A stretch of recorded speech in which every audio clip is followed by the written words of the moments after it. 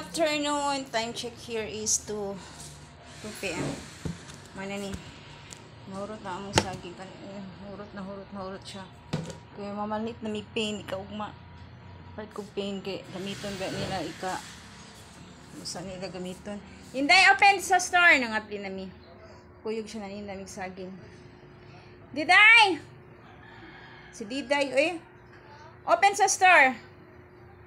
Gabi Bino gabi, alas 11. Nakapangadji kog dali-dali. Open na siya gaabdi. Pangadji kog dali-dali. Asa man tong duha giali dia? Ang gidugok. Pangadji kog dali-dali. Pagumana kog syagit og in Jesus name. Stop. Kusog na akong anak gabi natog na ni akong anak babay, akong anak laki binakabantay. Natog ni akong anak babay. Wala na ko siya pukawa. Nakadungog day ko na siya sa kong syagit, kusog kaayo, abi niya damgura, siya gaingon ako, pagmata na niya.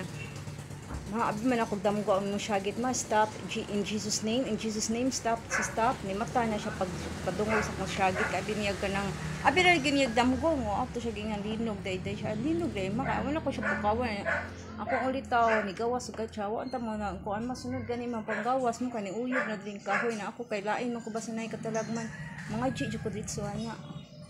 Mga G, pag man akong tawag ato, in Jesus name, stop. Ni-stop siya. Pag nag-prayer, di ko dilitso. Ingan anak ko ba, masakit na yung ko. Mga ginagaingon lagi, katulaging nagpalayo na lagi. Migawas na gud ba? Huwag sa tihilig mo ba sa Bible ako? Nabasa na akong tanang Bible.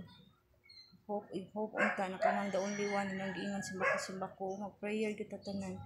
Kay wala giingon nga wala kita mahimo kung anaon ni kita sa usalang jud ka usalang yung kapitik ato mga mata mo kalito sa kapitik mo nang prepare ka sa imong buhat sa kalibutan.